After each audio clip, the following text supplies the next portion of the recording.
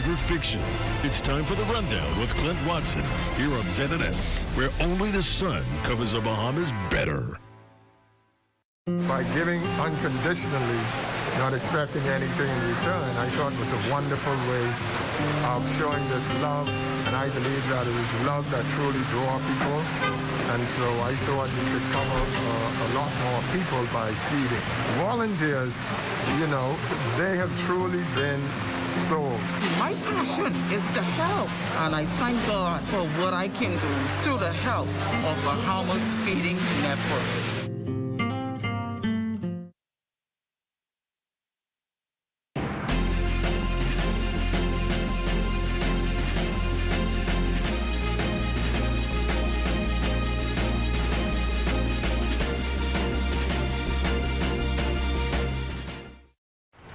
This is the Caribbean, a region known for its stunning beauty and vibrant culture, but also for being among the most vulnerable to the impacts of a changing climate. 2024 is predicted to be a year of climate extremes, a hyperactive Atlantic hurricane season, and early onset of an intense heat season. When you combine humidity and heat, that is where our bodies get stressed very easily. That is not just human bodies, that is also most living beings, whether it's crops that farmers grow, livestock, whether that is the environment. Heat is becoming dangerous. The impacts of climate change and climate variability on the Caribbean are becoming increasingly severe. Basically, the entire Caribbean will be in its wet season until early August. And during that time, whereas in the Eastern Caribbean, you get more a progressive increase in the shower activity in a regular year, this year it might be faster, it might be more intense, it might be more explosive showers. What we're seeing is 23 to 29 storms over the year as a whole. But for the second half of the hurricane season, is going to be a little bit more active than we're used to, with double the amount of storms that we usually get between September and November. By staying up to date about climate information specific to your country, we can prepare and protect our communities, our livelihoods, and the environment. We've heard you. We know you're tired of the reruns. We're coming back, bigger and better, on The Legal Brief. I'm your host, Ramona Farquharson. Stay tuned.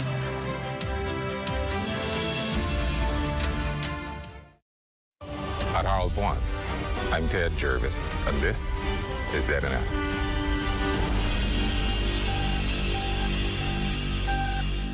The Rundown is brought to you by Commonwealth Brewery Limited.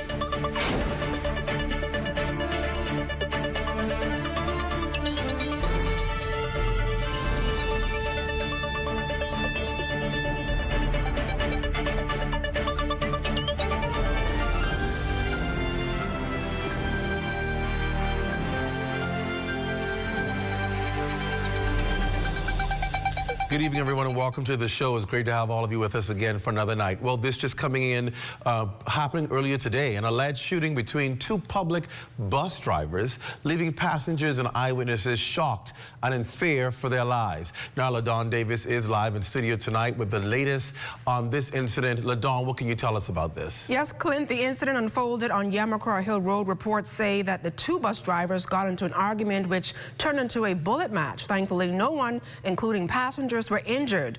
The Minister of Transport, the Honorable JoBeth Colby Davis, condemning the ordeal, saying no bus driver or passenger should fear for their safety during their daily commute. The investigation is now in the hands of the Royal Bahamas Police Force. Now, in a statement released late this afternoon, the Department of Transport said it will take a firm position that all public transportation must be safe and accessible to all Bahamians following its code of conduct. The department says following the investigation, disciplinary measures will be laid out to the fullest extent, including the permanent revocation of public service licenses. Now, Clint, the ministry joins the police force, encouraging all persons with information on the shooting to contact police at 911 or 919 or Crime Stoppers at 328 TIPS. Clint, back to you. Thanks again, Don Davis, reporting on that. And of course, it's been a while. I would admit, it's been a while since we've heard about any incidents with public bus drivers. But it always is a constant reminder that these modes of transportation ought to always be safe. Why? It's because people who are taking the public transportation system are using it because they need a mode of transportation. They probably don't have vehicles, or they probably need a more convenient way, or there's no place to park where they're going, and so they take the bus. Should they fear for their lives? They go on buses? No, they shouldn't. Now, let's speak up the truth. And that is, we've not had incidents reported in the media recently about bus drivers. So it tells me that the public bus system is relatively safe. But whenever we have incidences like this, I just call them stupid incidences. These aren't where there's some accident or some emergency. It's just stupid. Why is one bus driver pulling a gun on the next and they're having, like they're in a Wild Wild West, having a shooting match? It makes absolutely no sense. You're there to drive people to their destinations. What is going on? And I like what the Ministry of Transport says, that a full investigation will take place, and if that means the revocation, permanent revocation of those licenses, those persons will have to find another job because you won't be able to drive again because of your actions. And again, we have to become more responsible as citizens in this country for our actions. What could lead you, when you're supposed to be transporting people to and fro to get into an altercation, to now draw guns? Well, first of all, why you have a gun on you? But anyway, that's a different story. And then engage in exchange. We've seen they've gone mad in this country. And I hope the investigation reveals what caused it. And I hope the chips fall where they may. And people understand the seriousness of when you have passengers' lives in your hand, you have a responsibility to get them from point A to point B safely, and do just that. I mean, what else are you required to do? Just drive the people to where they got to go safely. Well, there's another story we're going to talk about tonight, and it's no exaggeration. Get it? Exaggeration. Egg prices are at an all-time high, leaving grocers like SuperValu scrambling for a solution. This next report I have with Lloyd Allen explores the future of egg prices and how government intervention may bring the relief that consumers so desperately desire. Take a look. As the U.S. trade war continues affecting many items on the shelf, including eggs, officials at SuperValu say efforts are now being made to crack those prices, making eggs affordable for you and your family. Tight-lipped on the details, SuperValu Food Store's President and Chief Financial Officer Deborah Simonet did share with ZNS News they're in talks to break egg prices amidst a trade war and a health crisis. I feel very confident that soon, in the very near future, we will be able to offer our customers a much better price. And so what's happening is, in order to control the flu, they're having to slaughter the chickens. So the supply of the chickens is getting less. With the average price on conventional eggs now just under $10, little wonder consumers are scrambling for some relief. I can't afford to buy eggs anymore, and I'm a baker, so I have to find another option. Simonet says there are challenges, but offers hope for the important breadbasket item and similar products. Not only do we have to try to source eggs from elsewhere, we'll also have to source these other items. She says both the company and government are working to secure a supplier, not just outside the U.S., but also one not requiring shipment through the Panama Canal. The government is encouraging the new trade, I think it's called the Trade Commission, where they're trying to hook suppliers up with other sources other than the U.S. SuperValu is also open to the idea of sourcing locally. There's the Golden Yolk Project. We were really happy when the government came up with that initiative, but unfortunately, they supplied us for a while and it seems to be on hold. So we're just hoping that soon they will ramp up again. For the Bahamas Tonight, I'm Lloyd Allen. So the solution? Get yourself 4 chickens. That's pretty much how you're going to get through this crisis. Get yourself some chickens, put them in a coop, and let them go at it. And you'll have yourself fresh eggs every morning. You'll have fresh eggs that you can have. I know our uncle Makusha Lapinda does it. She has a little chicken farm in the back of her yard. She farms, and that's how she gets fresh eggs. That's the best solution. Otherwise, you're going to be paying $10 for a while. And that's a lot for that golden egg. But if you need eggs and you have to get that in your diet and you need food products that have eggs, you're going to pay for it. You know what that eventually means, though, right? Is that places you go to buy eggs or dishes with eggs in it, you might start seeing the price go up. For example, those breakfast places, eggs and grits is going to probably cost you what a steak dinner would cost you. You go to places where they have to use eggs, and you know, you can't, I don't know if you can really substitute eggs. So you can't say, well, let's go and find the egg substitute. Well, maybe you could, because you know, people use powder eggs in some hotels and give you that scrambled eggs, but I mean, maybe that's what it's going to boil down to. Get it? Boil down.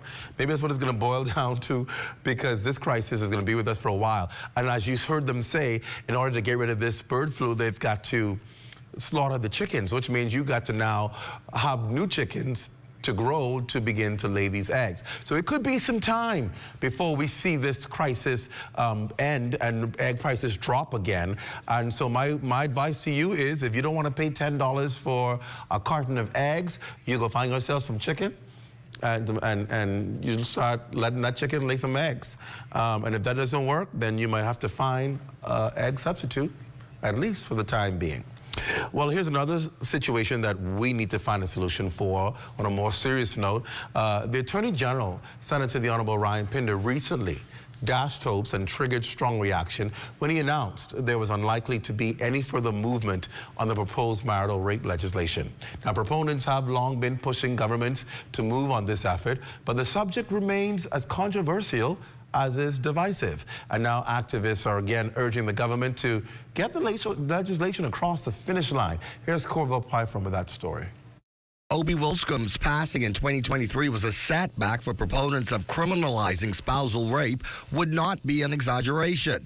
Activists like retired magistrate Cleopatra Christie say the former minister, whom she viewed as an ally, gave hope that the legislation needed to protect against this type of sexual violence would be enacted. There was many meetings with the church.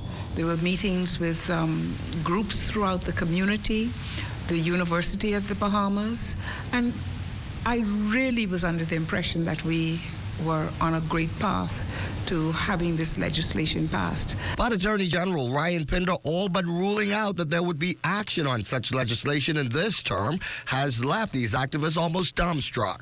So I am disappointed that with the statement made by the Attorney General, but be that as it may, the men seem to rule the world. And I think that women throughout the country have to tell the politicians, we want this. We want this. Christie says, unfortunately, there still seems to be widespread misunderstanding of the difference between marital sex versus marital rape. We're talking about a relationship that has probably gone bad, and now a partner wants to have his way, even though the relationship is sour. And we're talking about that kind of sex, where people force and threaten and make the other partner take part in the act of marital sex. Crisis Center Director Dr. Sandra Dean Patterson, meanwhile, says neighboring jurisdictions have already criminalized spousal rape, and as the Bahamas drags its feet on the issue, women's lives hang in the balance as they suffer in silence. Ashamed. They're embarrassed. They don't want anybody to know their husband is forcing them. They don't want anybody to know their husband gave them an STI. They don't, so they don't tell. So they suffer in silence. And they are the silent victims of this thing that we are not willing to address. And so these activists are calling on the government to stop what they say is enabling marriage as an excuse for rape and assault. For the Bahamas Tonight, I'm Corville Pyfrom. Thanks a lot, Corville. And that is where our conversation will begin tonight. When we come back, retired magistrate and activist Cleopatra Christie. She's here to further discuss this issue and other issues. Plus, a little later, Dundas Center is about to get a revival, and it's a big one. We'll talk about it. Plus, Valentine's night. What do you have planned? Well, you might want to change it up a bit and do something quite different. We'll tell you all about that. All of that is ahead with the rundown when we come back right after the break.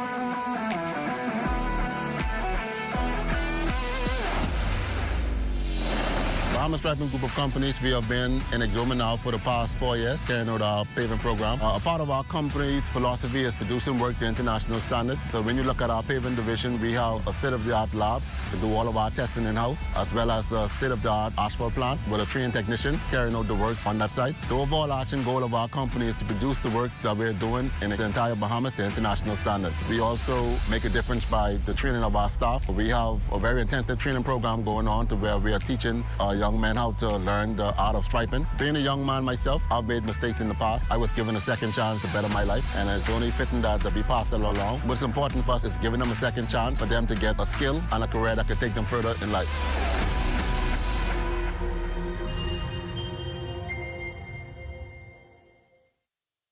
Here at Immigration Care Service, you can trust us, especially if you have experienced issues or problems with the U.S. immigration at the borders.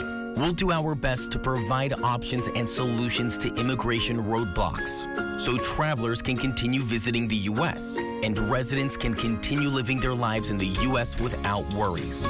The best part? Our services are affordable and accessible.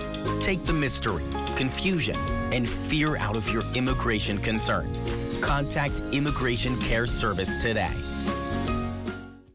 If you're looking for a show that inspires, encourages, and lifts up the soul, then Rhythm of Faith is the show for you. Blessings gonna find me, yeah.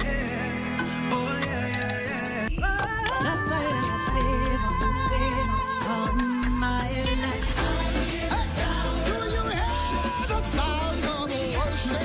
Artist of the Week showcase, persons that gives you the story behind the song.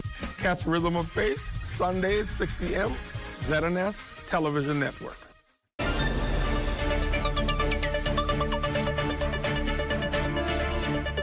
Welcome back to the Rundown. A special good night to all of you joining us in the Lion's Den on Facebook.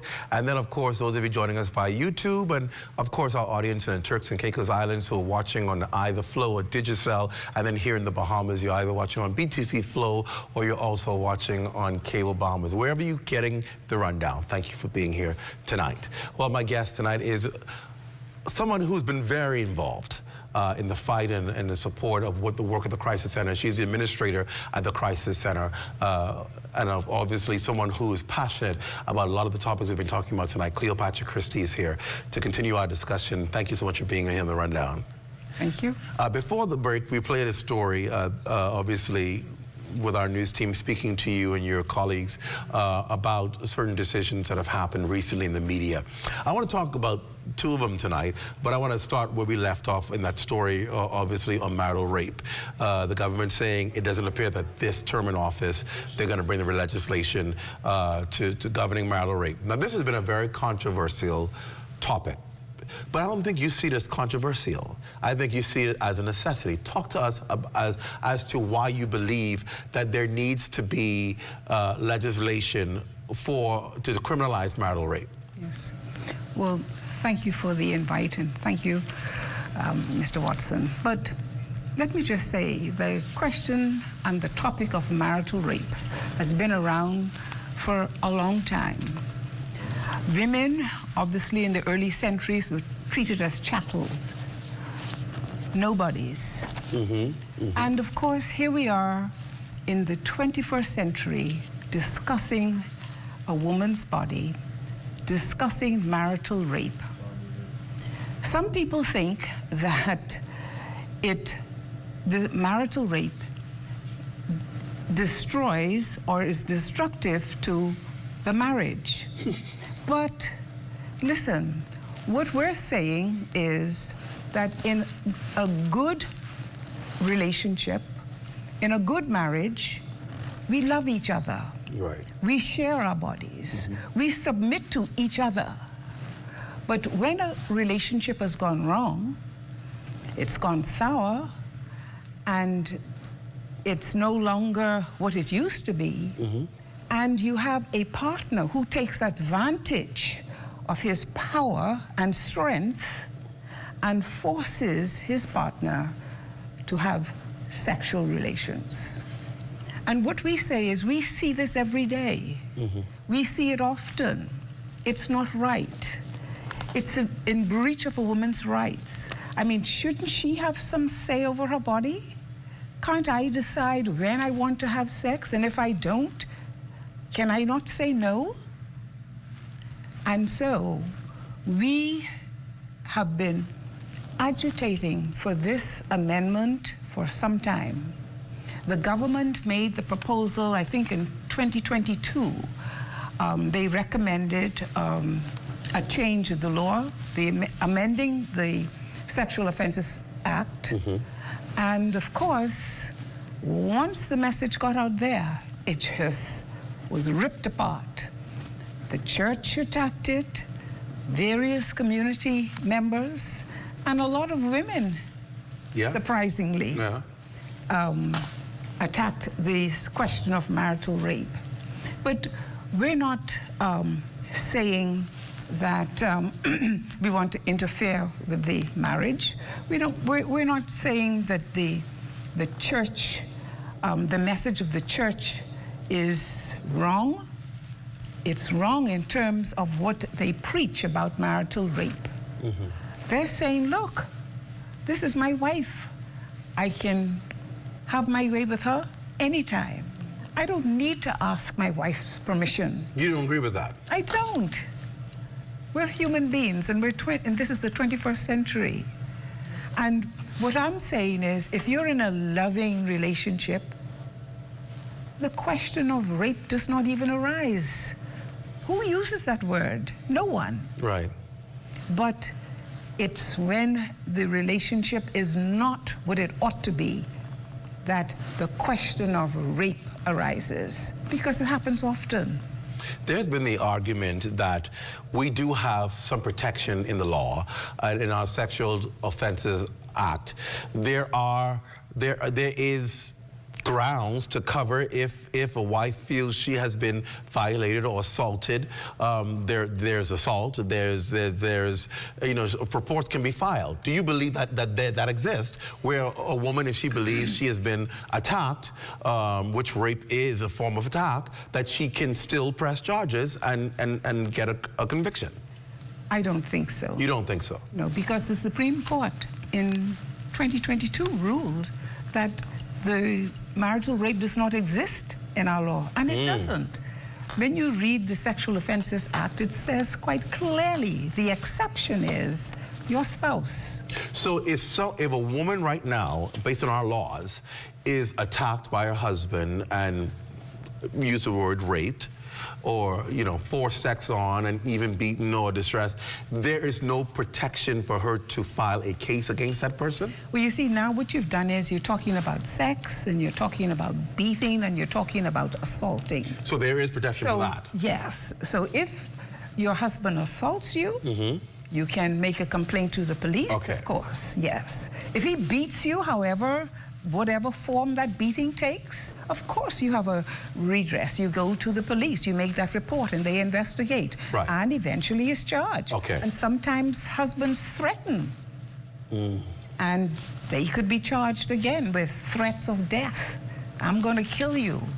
I'm going to do this, and I'm going to do that. But now when you're talking about sex, it's a different ballgame altogether. How do you, if let's say, for lack of better words, it was criminalized, marital rape, how do you go to court and prove that? It's a husband and wife. How do you get a conviction that I was raped when the husband might say it's your word versus his? He says, well, she's my wife, we had sex. She's just upset or she's angry. How do you prove that it was rape? Well, of course, you have to prove sexual intercourse took place. Right. It could be that the manner in which the sex took place.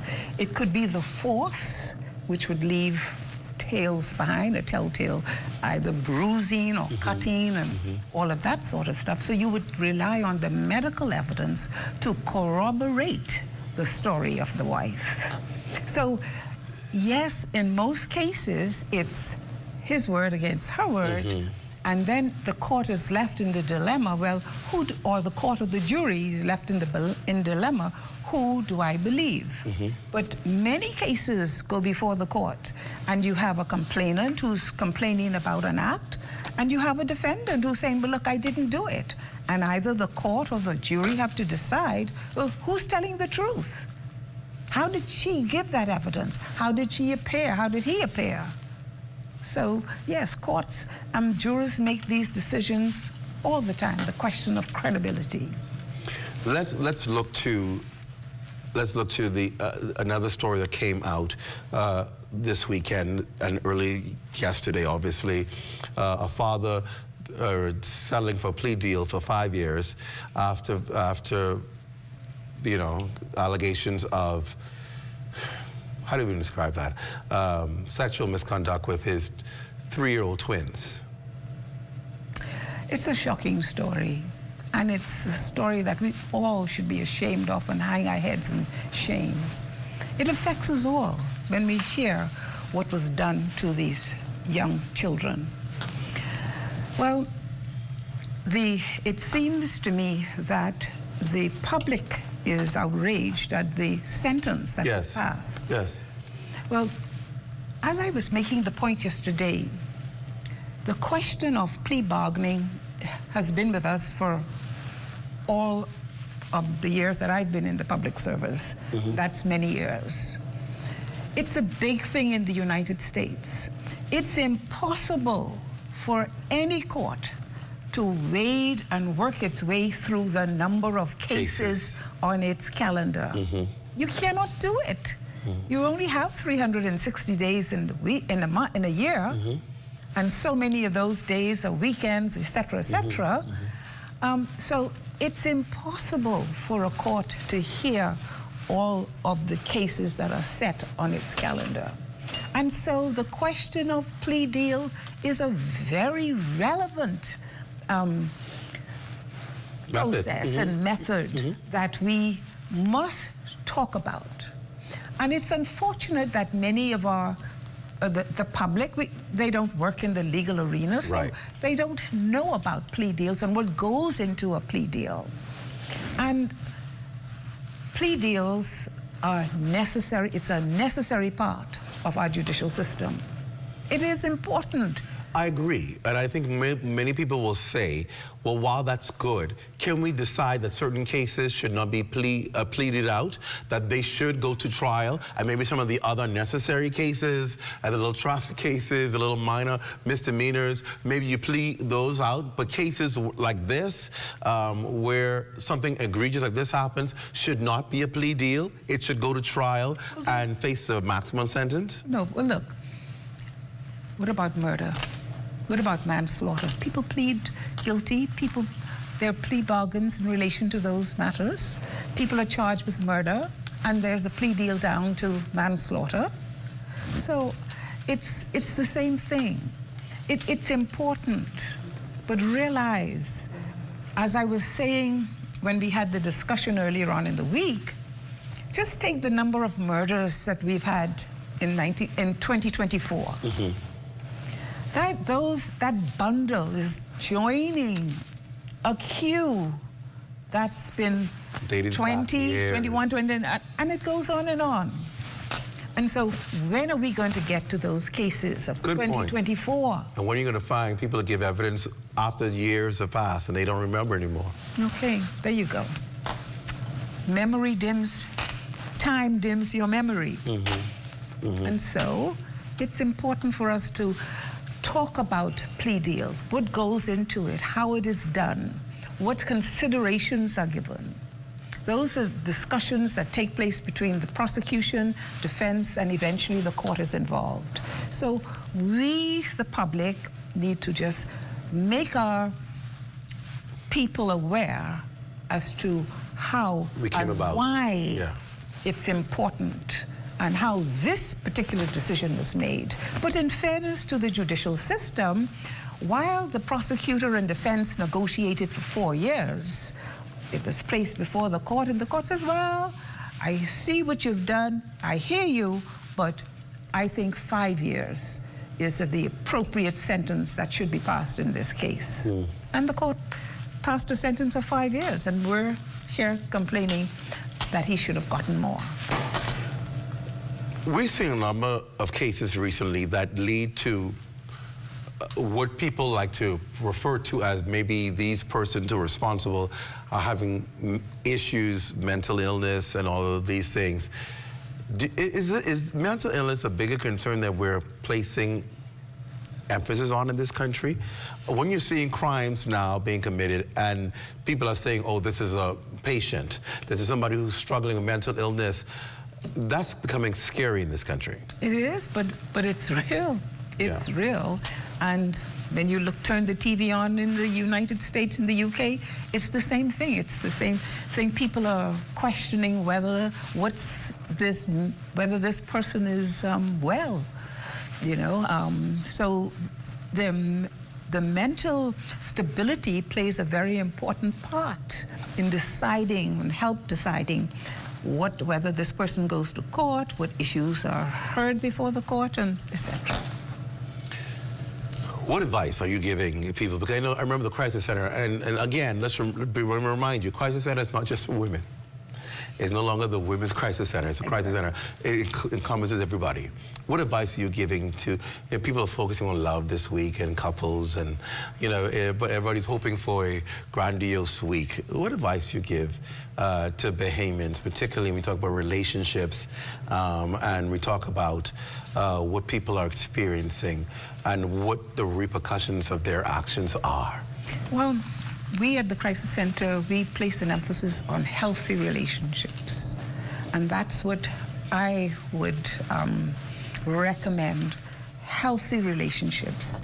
Think about the partner, speak to your partner, share with your partner. And we all know when things are not right, when you're faced with conflicts in the relationship, then you must talk about them, speak to each other, be open, be honest. Honesty is very important. Trust. All of this is important in terms of relationships, where we're going. So it's lovely to get all the flowers and the chocolates and all of this, but how long does it last? You know, my father used to say, when I say, Happy Valentine's Day, Daddy, he'd say, it's Valentine's every day. So true. True. Good point to end on there. Thank you so much for being a guest and talking with us. We Thank you, too. And stay with us. The Dundas Center gets a big breakthrough.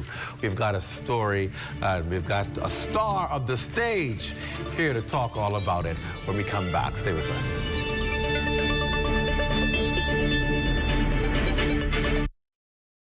We're here at the Nassau Village Community Center project, where over the past 17 months, we've hired over 20 Bahamian subcontractors to bring this beautiful project to fruition.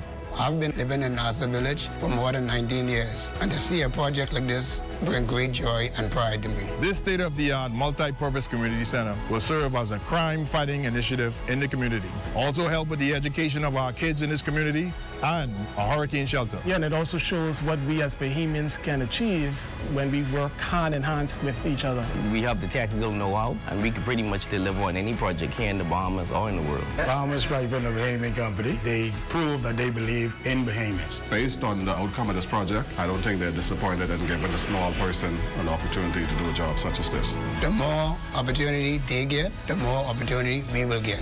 If you look around and see the work done so far, it just shows what we as Bahamians can do.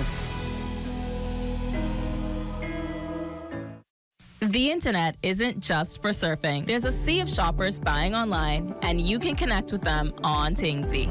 Tingsy is the SBDC's online storefront built for Bahamians. Take your business to the next level by selling to customers online. both at home and around the world. People want Bahamian things, and if you got things to sell, sell on Tingsy. Find out how you can connect with a sea of buyers by visiting tingsybahamas.com. In 2023, over 9 million visitors came to the Bahamas, the region's leading tourism destination. That's why tourism is everyone's business.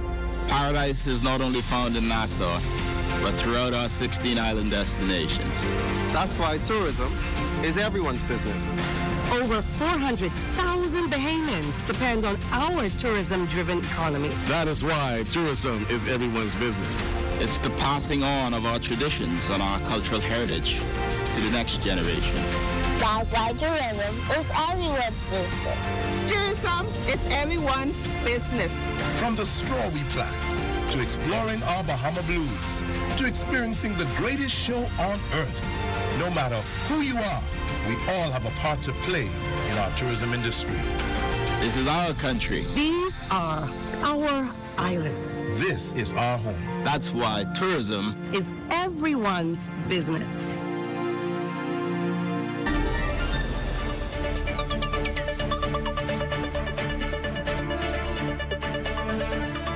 Welcome back to the Rundown. It's good to have you with us. Well, the call was made and the government responded. Only weeks after throwing out its appeal, the country's premier theater has locked down hundreds of thousands of dollars in funding. An investment formalized just yesterday at the office of the Prime Minister. Let's take a look at that story by Devontae Hanna. Tonight, a major moment for Bahamian arts. The Davis administration signing a memorandum of understanding with the Dundas Center for the Performing Arts. In the immediate term, we are providing financial support to enable the Dundas to upgrade both the Winston V. Saunders Auditorium and the Philip Burrows Black Box Studio. That investment pegged at $340,000, providing much-needed funding to restore the historic theater. For the last 5.5 decades, both performance spaces have served as some of the nation's most treasured cultural theaters. We plan to have 3 performing arts spaces, 3 theaters on the property, as well as a number of other facilities for the performing arts. It is a center for the performing arts, and this agreement will allow us to make our dreams come true. Now, for just a little over 5 years, the doors here at the Winston V. Saunders Theater have remained closed, and nobody has been able to use this theater. As it is the main theater here on the property, it has unfortunately fallen into a state of disrepair. Now, with this new financial injection into the Dundas, their board of directors say that they're going to do their best to ensure that this theater reopens as soon as possible. One site has been selected, which we're negotiating to purchase, and that may take a while. And in the meantime, we have identified a site on Gladstone Road, and the negotiations are going on now, headed by Mr. Ian Poitier. The COVID-19 pandemic forced its closure in 2020, and with no revenue coming in, critical systems like air conditioning in the 330-seat Winston V. Saunders Theater became inoperable. The signing on Monday morning at the office of the Prime Minister, hopefully a sign that things are changing for the better.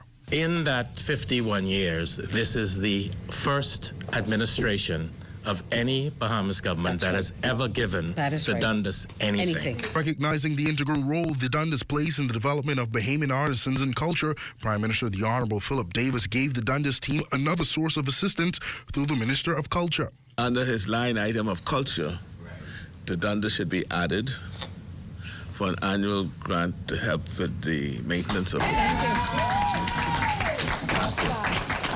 The Dundas is hoping to raise at minimum $1.5 million. For the Bahamas Tonight, I'm Devontae Hanna. Okay, please welcome actress and iconic Bahamian in the performing arts. I flick on Saturday next, so superstar. Claudine Cookie Allens, welcome to the show. Good to have you. Good to be here. Oh, Thank man, you. such an icon. It's really an honor sitting next to you and talking to you. So finally, Dundas is going to get some help. Yes, sir. I can't believe when I heard Philip say in 51 years, this is the first administration to give money to the Dundas. That's correct. Really? Yes. How could the Dundas have gone ignored for so long by government? Because people like you buy a ticket to come in and see a show. Wow. And we've been doing that forever. And we go out to the public and we say we need something, and then we get donations come in. But basically, it's through the sale of ticket and the performers that walk the boards of the Dundas Center for the Performing Arts. Wow. So that is how we make it. So what happened? How did we get here? Because if we've been going to these shows on a regular basis, what happened? I think I know what it is. COVID happened. COVID happened. Yeah. And when we opened, we wanted to start the season. And so turn on the air, nothing. Turn on the air, nothing. Wow. Get someone to come in. We got a problem. This ain't gonna work. Wow. Man, I gotta work. You know, that kind of thing. And then one thing happened after the other. And so we said, look, we ain't closing. We close out here. Well, we got a studio in the back. Right. We got a show in the back. A 80-seat theater, Philip A. Burrows, every night. Independence, 1 year of Bahamian theater. Every month, we did a Bahamian play by a Bahamian writer. Wow. For 1 year, during our independent year. After COVID? Well, after COVID. And we have not closed that little black box theater. It's been a little revenue and income. Out of every dollar we make, 50 cents got to keep the light on. Of course. You know that. And the other 50 got to stretch to keep everything else going. So and that's what we have had to do for the last couple years. And that's where we've been. We did not give up. Wow. We didn't give up. There is nothing, and I mean, people can attest to this, like Bahamian theater. Yes. I mean, we can go back and talk about James Catlin and friends. We can talk about the whole lineup and the crew. Everything. There is no theater like the Dundas. And to see that it was allowed to get here. Yes. Before being rescued is what is so frightening. Yeah. Because I go back to what I've been preaching on this show forever. We signed millions upon millions of dollars in investment projects and people who come to make money out of our country. And why have we not yet put in place that when you sign that heads of agreement, 1% of your investment goes to fund the creative arts? Nope. We don't get it. We do it ourselves. We do it ourselves, and that's what keeps us going. One of the greatest joys for me is to walk down the street or to go into a food store and somebody says, cookie, right? And I said, and they say, you don't know me, but I know you. My mother brought me to the Dundas as a child. Wow. And I remember you. I used to love coming there. I said, we want to see you again. Please come back. Say, but everything's closed. I say, just walk around the back, and we have that little intimate theater there, and you'll love it. Several people have come. Lots of people have come. People are still coming. We're open. We did not close. Now, you may see the outside. They're looking. People are looking. I've passed them many times and I said, boy, look at Dundas now. I did not know something was happening behind that building. Right in the back there, a little black box. Wow. And everything, we can't afford Guardian, Tribune advertisement, but everything is on, what's the thing called? YouTube. And TikTok and TikToks and whatever them things name.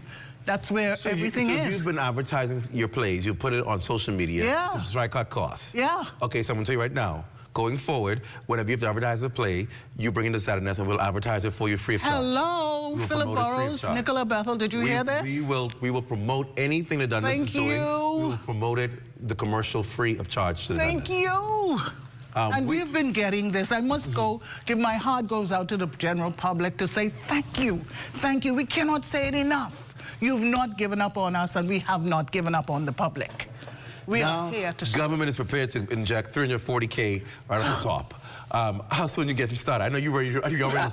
No, we'll start tonight. We'll start. That's right. As soon as he said that, we could start at any time now. The first thing, that air conditioning, that air conditioning was in from 1970, I think. Wow. And so we had that little off and on problems that you get someone to come in and fix. But that air conditioning has been in there. It served us well. And he needs to be laid to rest. The memories I have of Dundas is amazing, right? Because I remember as a high school student, right? Whenever we were putting on major productions. It had to be there. They said we were going to the Dundas. We were doing all the productions in Kingsway in our activity center. Okay. But the big productions, what we were good at, they said, we're going to the Dundas. And I remember, boy, when we would go for rehearsal, we're like, we go to the Dundas, we go to the Dundas. And we would get there and we'd be like, we would take, first of all, the first 5 minutes just to say, we in the Dundas. In the Dundas. We in the Dundas. My cousin sitting right there, Lynn Teresa, she knows, all us came from Kingsway. She knows it. Very well. And there was always this woman, Miss Betty. Miss Betty, okay. Oh, Lord. There you go. Boy, she had put the fair guard on all us. Don't touch anything and you this couldn't touch nothing. You couldn't breathe in Dundas. Yes. You couldn't breathe. And she was raw. You should raw you, and I'll be like, Lord have mercy. But that's what made, I mean, we respected that theater. Of course. You had a holy reverence for the Dundas Theater. And things like that ought to be preserved for generations to pass down to our children. And that is what. And we need to have that. And so I'm glad to see that we're going to be able to bring the Dundas back to what it is. How's the inside? Is the inside still... That needs some work. Yeah, I mean, it needs some work, yeah.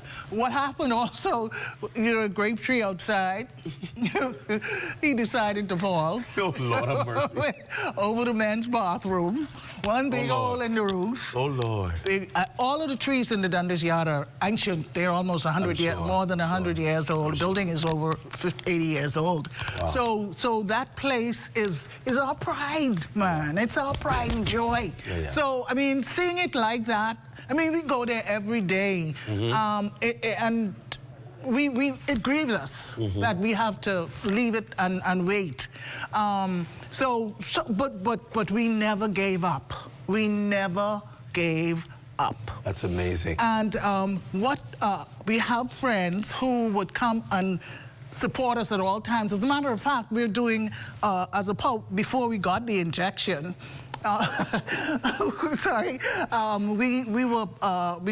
group had gotten together called Friends of the Dundas and Save the Dundas. As I brought this little, and we're doing a raffle, major raffle.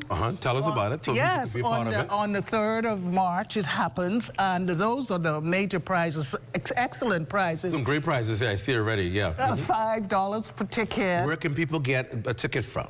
The Dundas. Okay. Right at the box office. The box office hasn't changed. It's right around the side, and the young man is there, and he has tickets. So go get yourself a ticket. If you don't believe in raffle, then you consider it purchasing a ticket for donation. A donation. A donation. But go and support, because we need to, you know. Keep it open. You can't say, okay, they get the $340 from the government, be straight. No. Because it's going to take far more than that to be able to really fully develop and to create. And you're talking about an amphitheater on the outside. James Catlin's amphitheater. That'd be perfect. Oh my gosh! Perfect. Right in the back of the little black box, there's a space there already. Ground had broken some time back, and we have a small amount of money in trust for when that is going to be expanded. But right now, you said what's going on at the Dundas. I said the doors never close. We're doing the 2025 repertory season. Wow. And that opens on the 20th. So there's activity happening. Right now, the reason Philip Burrows isn't here is because he's directing 12 Angry Jurors, which opens on the 20th. Okay, so I'm telling you that nothing stopped, Clint. Nothing stopped at the Dundas. And I get very emotional, you know, because I've been performing from I was 19. And I'm 100 now, so you know. So this is I mean, a happy day. But yes, for the members of the public, we did not close. We're here. We're performing. We have 3 plays going on, 12 Angry Jurors, Arsenic and Old Lace, Witness for the Prosecution, and all of that is our repertory season ending in Someone just texted me, and he said he's going to buy $100 worth of tickets, and he's going to do it more than once. Okay. Thank you, Mr. Bowe, Ethel Bowe. Thank you. This is how we make it happen in this country. And this is what our young people need to be exposed to. We need to see more of this happening because this is what we need, more positive energy in our country. And hats off to you. Hats off to you. I had to ask you, any more Superwash commercials coming up? Yeah, soon. I can't wait. I love it. I love the Superwash commercials. Oh, I love it. Thank you. You have been such an inspiration to the performing arts. Thank you so much. It's my pleasure. We honor you and the many people like you who are keeping the creative and performing arts alive in our country. Thank you. Thank you so much. And there are a lot of young people, Clint, who came out of this same COVID closed down business and reopening there. There's a lot of young people involved in the Dundas Theater now. Oh, wow. And so I am so happy to be here tonight to talk about this and to say, we're alive! Listen. And we're kicking. Please remember you always have an open door with a partner with And us. I'm going to get the name of that person who wants those 100 tickets. Yes, I will give you his name and his number. Certainly. Let's make it happen. Thank you for coming on. Thank all the you best. so much. Great days and ahead for the again, Dundas. thank you to the general public for all that you do to keep us wanting to serve you better. All right, thank you, Cookie. Thank you. It's a big night this Friday, but this event is not only for those in love, but also the singles as well. Why people can't think y'all can be in love too? You just say you might have nobody with you, but you're in love with life. We'll tell you all about that then. The internet isn't just for surfing. There's a sea of shoppers buying online, and you can connect with them on Tingsy. Tingsy is the SBDC's online storefront built for Bahamians. Take your business to the next level by selling to customers online, both at home and around the world. People want Bahamian things, and if you got things to sell, sell on Tingsy. Find out how you can connect with a sea of buyers by visiting TingsyBahamas.com.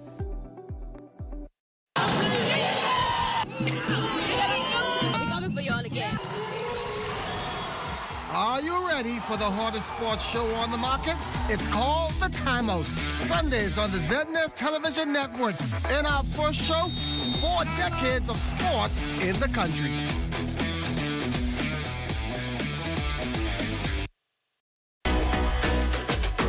Welcome to What's Trending. Join me, Jiminita Swain. And me, The Bahama Beauty, Monday through Thursday at 6 p.m. Only on the ZNS Network.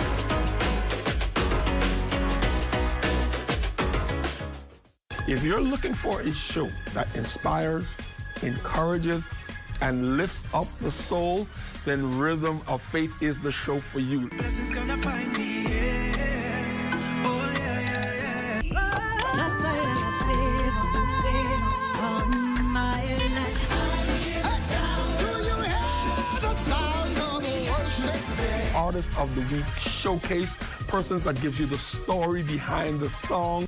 Catch Rhythm of Faith, Sundays, 6 p.m., ZNS Television Network. Hey, what's up, Mario? Hey, Dale, what's going on? Have you seen ZNS new digital platforms? No. Let me go check it out. Good day, Bahamas. I'm Devontae Hanna, and this is ZNS Digital, where we cater to your news and entertainment needs. Are you a foodie? I thought so. Then look out for Digital Bites. Shining a light on Bahamians and the good that they do, ZNS Digital is home to the Sunshine Room. Keeping up with the latest trends, our original content will keep you entertained. Yeah, that's cool. But have you seen the new website? No, I didn't see it. Let me go look.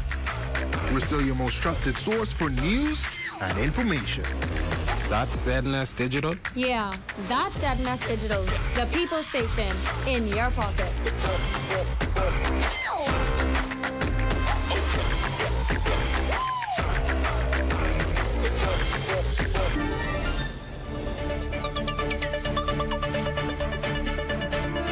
Welcome back tonight. Well, she's known for her silk and soulful vocals, but the My Love Tour is reintroducing her as an author thanks to the release of her new book. Combining song and literature, Angelica McIntosh is hosting a unique event on Valentine's night that is designed to attract both couples and singles. And she joins me live tonight along with her husband, Dakota McIntosh, and of course, I call this must be Mummy or Grammy, Lynn Therese Davis, and many of you know her as Lynn Therese Davis. Or Dynamite Daisy, however you want to classify it. All of you, welcome to the Rundown. Good to have you. Thank you. Good to be here. All right, so tell us what is the history behind Friday? Where did this come from? Well, of course, it started with me writing a song, and then it started with me writing a book, and then from there, I said, you know what, I need to make this, you know. When I wrote the song and I produced and released the song, I figured, you know what, let the people hear this live. It's one thing to just put it out there, but it's another thing to just bring it to them live so that they can really feel where you're coming from. They could, you know, you know, connect with you. You're saying. Tell us about this book, because we know you can sing. I mean, I know. Personally, I know don't come for me. I know personally that you can sing. But writing a book, what inspired you to write a book, and tell us what the book is really about? Okay, so my own personal experience with love and marriage. I've been married 6 years, so of course, you know, everybody go through their ups and downs. But I figured, you know, as a young person, there are probably other young people like me who probably went through what I went through, and maybe this could help them who they don't know how to navigate. What they're dealing with. It may not be marriage, but it could be friendship. It could be personal, their own journey, even with themselves. So I think, you know, this was inspiration based on seeing other people heal and grow and mature and develop and just, you know, see what God could do. That's amazing. Husband, Daquan, you must be proud of your wife for this accomplishment. Talk a little bit about how do you feel about this milestone achievement for her? Well, during this time, she's my boss. Ah, boy, there you go. Because I'm working to support her we've known each other for over 10 years. Oh, wow. So from dusk to dawn, I've seen her grow. So I'm very proud, and to help this vision come to pass, it's only God. So I support it 100%. What do you think has caused you to be able to navigate through difficult times as a couple when there's so many people who walk away saying, you know what, I can't do this? What has kept you together as a young couple to keep pressing and keep at it? Well, just like the others, we've also said we were done. But only, again, by God's grace and mercy, you know, we decided this is something that we want, and we commit to it, and that's also what birthed this event that's coming up. Wow. Lynn Therese Davis, obviously you're supporting this team. You have a relationship, a unique relationship with them. And why is it important, really, to have singles and married couples come together and experience this night? What comes out of that? Well, love is something that you give away, right? You end up having more. So we do need the singles and the married persons, because love is, first of all, of God. So I'm proud to be one of the behind-the-scenes persons pushing and promoting. She has supported Dynamite Productions, both of them have supported me over the years. She's my daughter, for those persons who don't know. And so when she said, Ma, this is what I want to do, I agreed with her that singles and married people needed to be there, because everybody needs love. And actually, in order to get married, you need to get whole. And so some single people need to come to see some pitfalls. Don't get married to do this, or don't get married because of this. I, unfortunately, am divorced. And so I want to help some people also, through comedy with Daisy, to not fall in some pits. So, is love enough? I've been asking people that all week as I've been talking to couples. As you can see, the event is going to be great. You see on your screens the various topics and discussions that are going to be taking place. Some of the people who are going to be there. It's really a great night for anyone to come out and be a part of it. But is love enough? Because people think, okay, you fall in love and it's going to carry you through. Is that enough? Love is more than enough, because God is love, and God created love. And if He's enough, then love should be enough. I feel like a lot of people get mixed up with God's perspective of love and their perspective of love, and then it causes, when they rely on their perspective, then they cancel opportunities of love and love to be loved. And so the first thing we should do is rely on God's love and find His love first, know His love first, before we could judge love generally, you know? So I don't know. Anybody else want to weigh in on that? I think that God's love is important. I also believe that understanding and knowledge is important. I think that comprehension is important. A lot of times we're speaking two different languages, and if you're not comprehending each other, then confusion is going to happen. So comprehension needs to happen, communication needs to happen, so that collisions don't happen. I like that. And that's what's happening a lot. So this will actually, because as you said, it's she loves this word, plethora of persons who will be there to speak, such as Dr. Harrison Thompson, Pastor Nicole Watson, Bishop Trent Davis, others who are going to share from their real life experience. We got to give people knowledge because knowledge is power. So if I don't understand how to love, what love is and what is not, I can find myself in plenty trouble. True. I want you to put up, if you guys in control, put up the flyer with the couples because there's going to be a panel discussion with couples. If you can put that up for us so we can see it. The next one, there's of course some of the artists who will be there, and then of course some of the different activities that will take place. If you have the second one with the couples, there's the second one with the couples who are going to be in the panel. Tell us about the couples. I think we have one of them who worked with us, Tajaro Hudson, and his wife will be a part of that as well. And what the panel discussion, what is the focus of the panel discussion? Okay, the focus of the panel discussion is about the 4 strands of love, you know, the 4 types of love. Which is agape, phileo, storge, and eros. And so I feel like that's why we're targeting all, you know, areas, all relationships, whether you're single or you're with somebody or you are dating, engaged, you're married, whatever. I feel like we all need to touch on this love topic to restore hope. Yes. Because a lot of people, you know, we try to promote the show, and some people would say, you know, that ain't for me. Right. I can stay home, you know, because I ain't got nobody. But it don't make sense staying home when you could come out and understand from God's perspective, from your singleness perspective, and just trying to navigate on how do I find myself? Where do I find myself? Relationship and marriage isn't for everybody. But that doesn't mean you should box yourself, you know, keep yourself excluded from the world and from enjoying life just because you don't have a partner. And so that's why we're trying to help people understand this level of love. There is so much more to love than just marriage. There's so much more to love than just going to church and having a relationship with God. It's also with friends. Yeah. Because the Bible even talks about it's not good for a man to be alone. Right. That doesn't just, you know, go with married people, but it's for everybody. It's not good for all of us to be alone.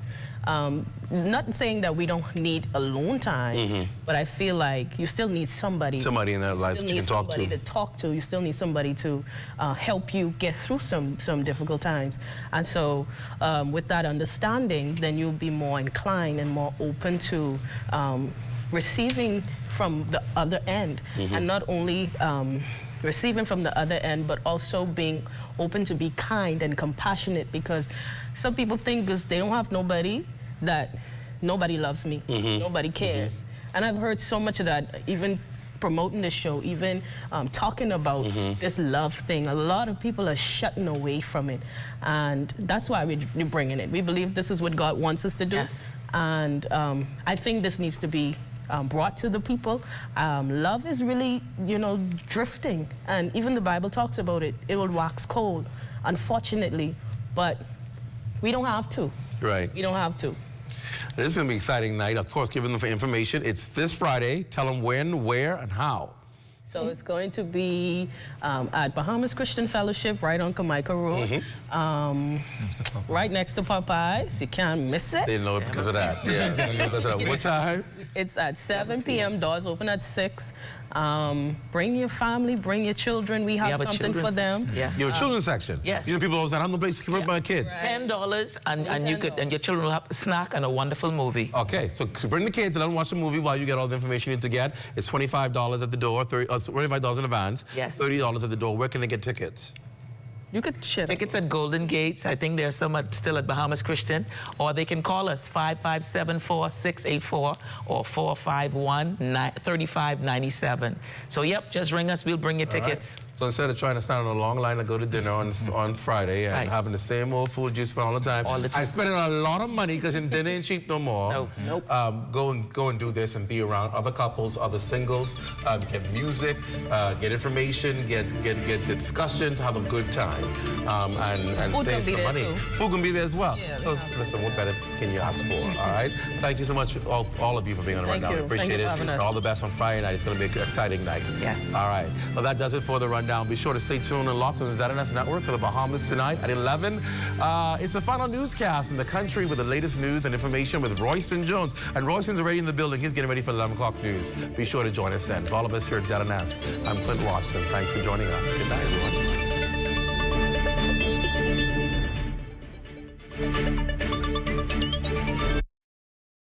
At Fort Montague, I'm Opal Roach. This is ZNS.